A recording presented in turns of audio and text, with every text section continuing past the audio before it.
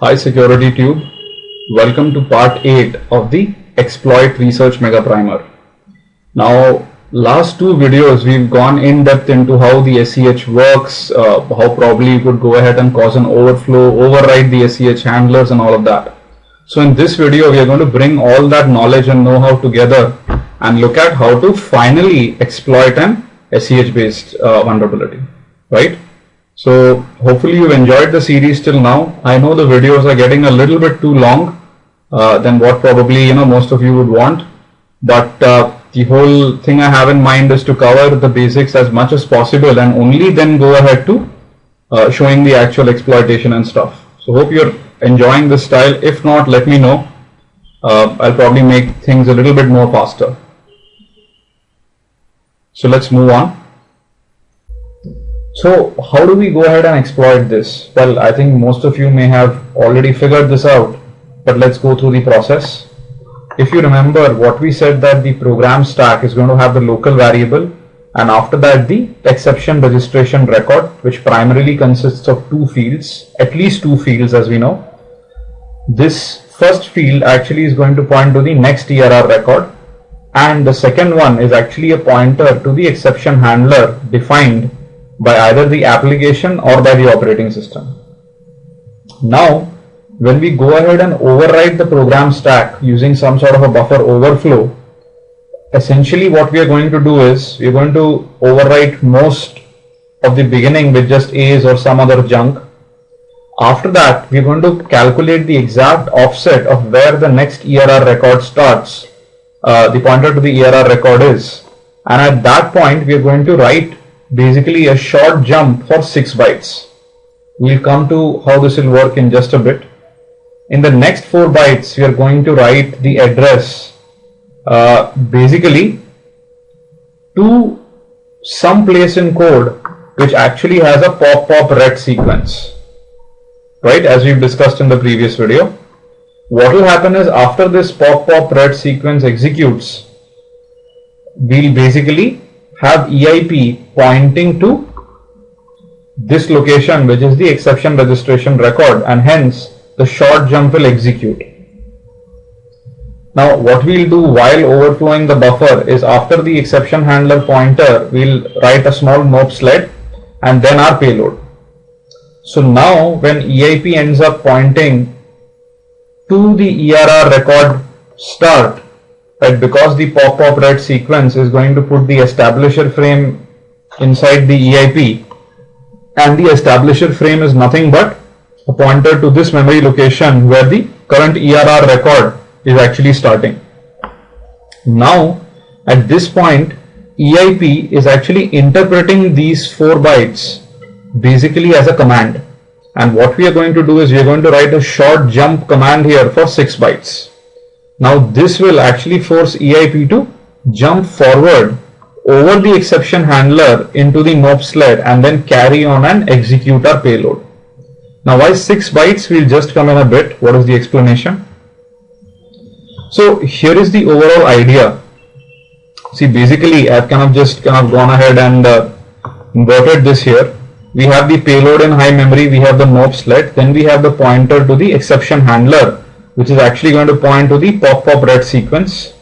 Now what we require is when EIP points here to the beginning of the ERR record, it has to actually jump forward and get into the nope sled.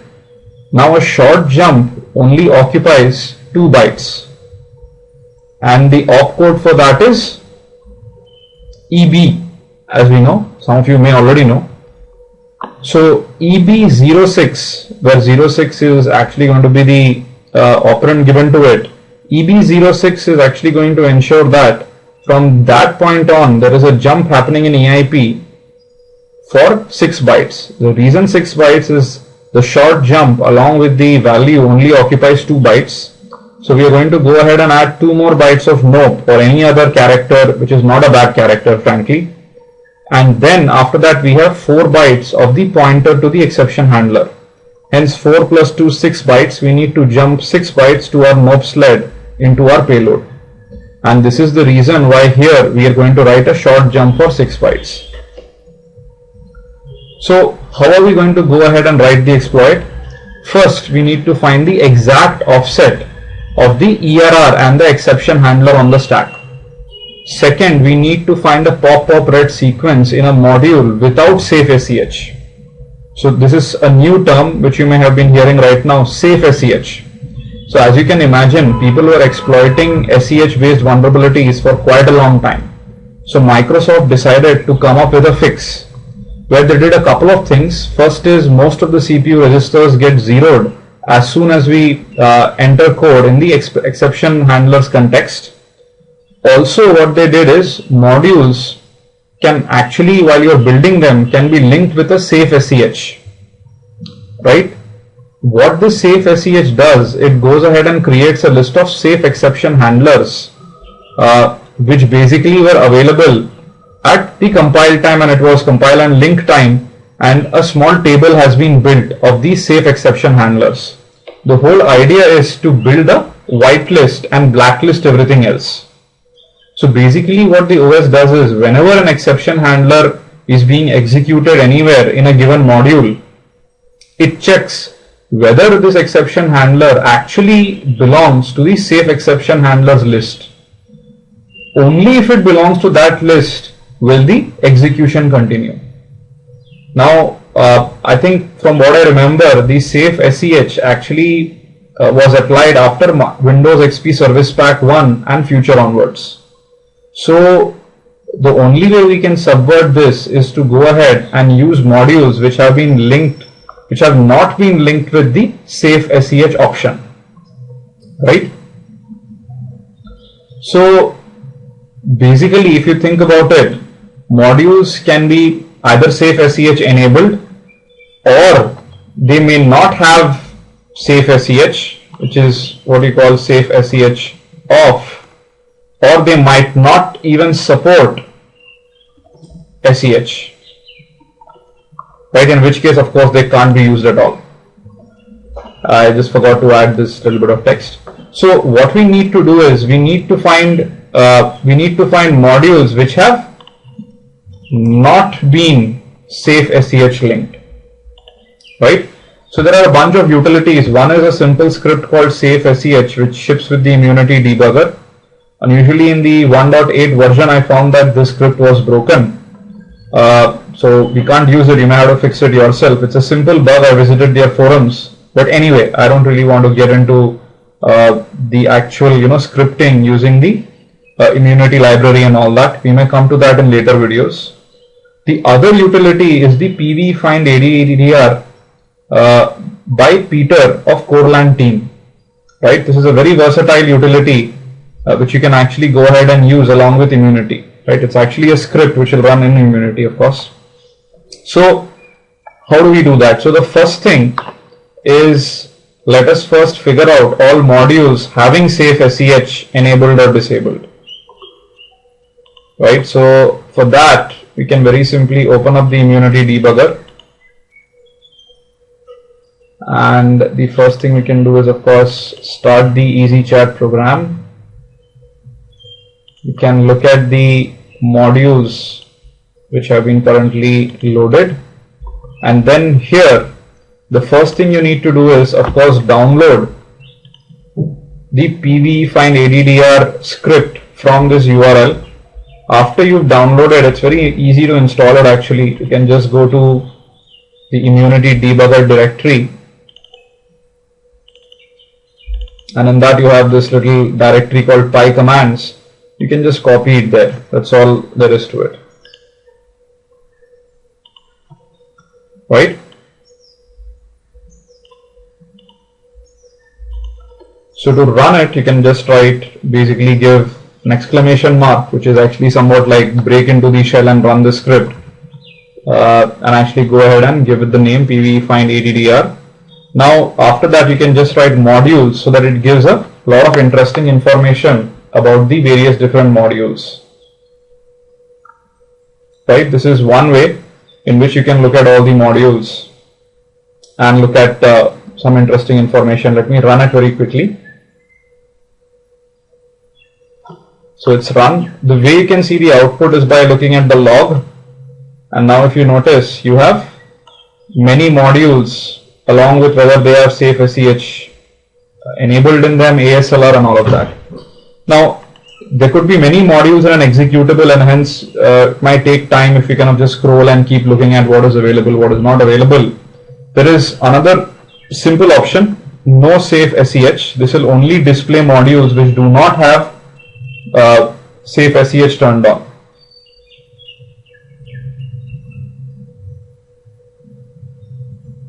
Right?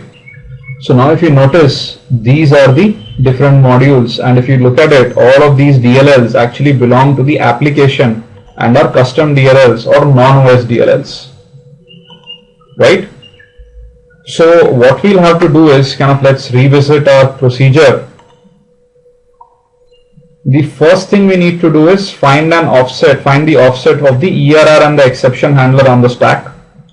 Then find a pop-pop red sequence in a module without safe SEH. So for example, the SSLEAY32.dll is a module without safe SEH enabled. So let's first find the pop-pop red sequence. Go to the executable modules, double click here. Now before that, here is one of the interesting things you should consider before you go in. If you look at the address space mapping, you will notice that even if though libeay could also be a possibility, the most significant byte of the address is always 0. Now, as we know, 0 is the most common bad character, and hence we cannot really use this addresses from this module. Here, if you notice, this starts with 1 followed by a couple of zeros and goes to 1001, which means it's a good candidate because there could be some addresses containing the pop-pop red sequence which may not have a 0 byte in them. Right? So now let's go ahead, right click, search for the sequence. Now note that using PD find ADDR, you can find these pop-pop red sequences much more faster. I leave that as an exercise to you. So I'm actually telling it, well, find pop-pop red sequences.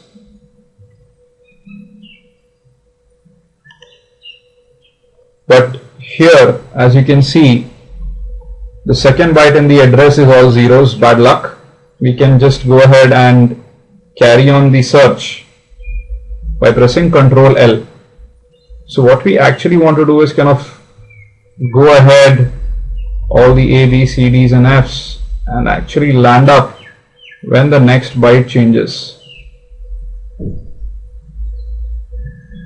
Perfect. So now here is one example where we have 100104 BC as the pop-pop red sequence start. Let me just quickly copy this down on Notepad. We're going to use this later on.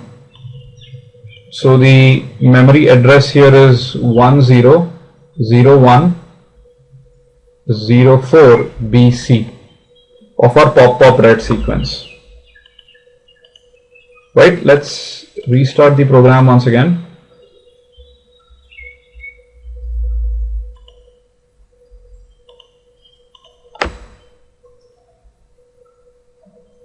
Now there are a couple of things which we need to find. If you remember the exploitation technique, one of the first things actually being the offset, where we are going to override the next ERR pointer as well as the exception handler, right?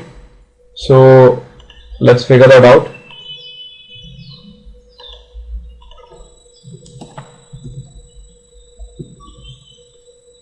So this is the older program which we used in the previous video. What we are going to do here is, just like always, we are going to paste the pattern from pattern_create. Let this pattern be 2000 long.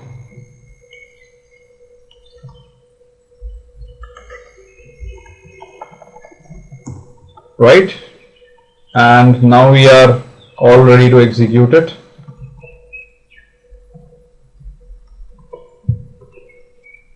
Let's make this window small, go back here, and let's run this. As expected, there is an error condition. Now at this point, what we want to figure out is, first, of course, We've corrupted the SEH chain. Now we need to figure out where this chain starts on the stack. Let's follow this address on the stack. So here it is. This is how we've corrupted both of them. The exception handler pointer as well as pointer to the next SEH record. Now, as always, let's just quickly use pattern underscore offset to figure out the offsets. So pointer to next SEH record is at AH2A, and the next one, of course, as expected, is just 4 bytes away, H3AH. Right? Perfect. So now let's go back here, open up the EasyChat program, and this is what we are going to do. The first 216 bytes we can just have our A's as usual. After that, here is where we are going to override the next SEH pointer, right? So let's keep it as BBBB. After that, we are going to overwrite the exception handler, and then from that point on, we can just once again have our A's, right? So let's verify if what we figured out is actually true.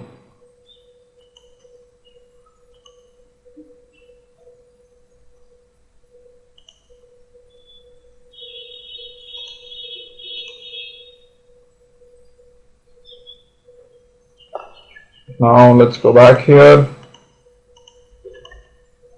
run this, exception is there. Let's go back here, look at the SEH chain. Looks like we've succeeded, and yes, we have. Yes, we can, right? So you have your A's here, 4 B's which have overwritten the next SEH record, the 4 C's which have overwritten the exception handler, and after that, once again, you have your array of A's, right? Perfect.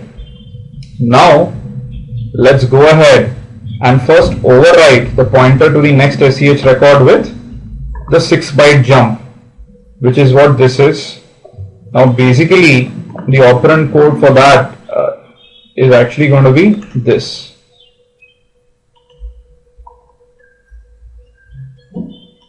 So let's go back here into our little program and replace the B's with the jump 06 bytes instruction, which is EB06, and after that we have 2 nopes. Now this next all C's, as we can clearly see, is a pointer to the exception handler. Now from our presentation, this needs to be overwritten with a pointer pointing to the pop ret sequence. Now this is something we've already figured out. This is the address to it. So let's quickly go ahead and copy this. Actually, we need to write this in reverse order. So BC 04, then we have 01, and then we have 10. Right, just double check this.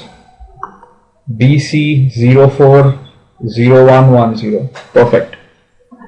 Right, BC 04 0110. Now after that, we're going to have our payload.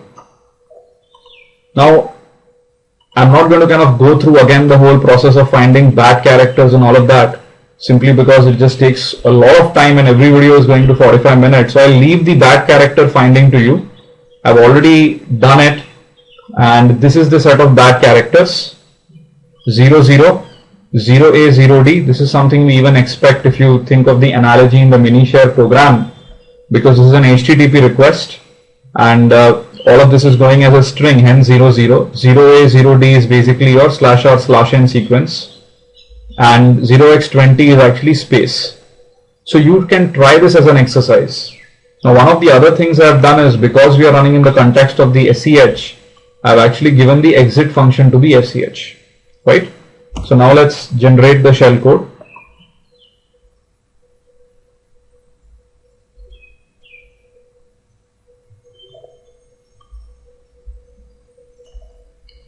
Now let's copy it back.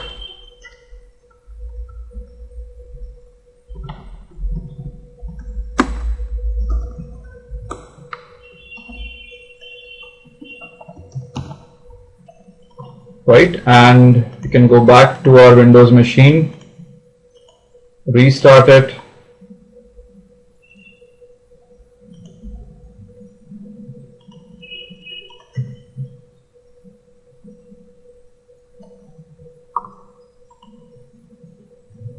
if you notice the exception has happened.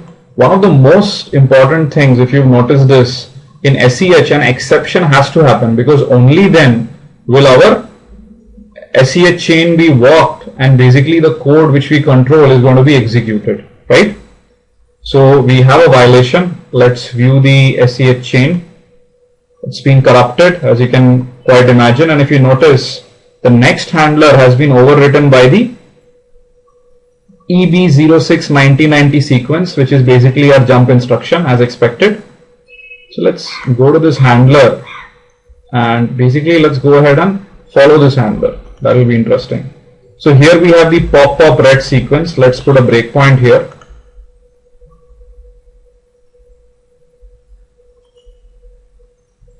And now let's pass the exception to the program.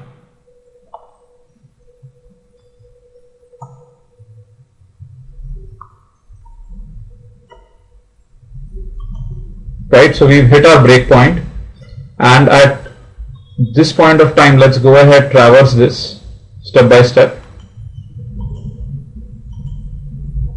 And if you notice, we are back here in the EB06 instruction in the 1990s.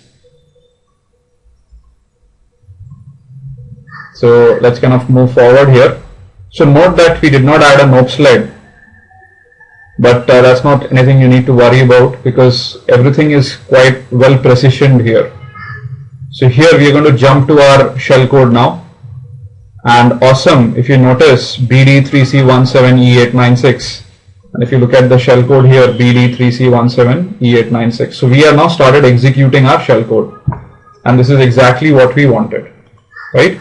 And now if you kind of scroll down at the absolute end of our shellcode, everything would execute as we require.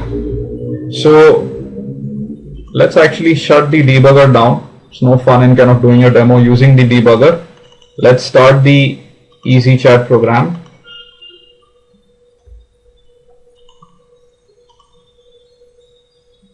Now let's do a demo from here.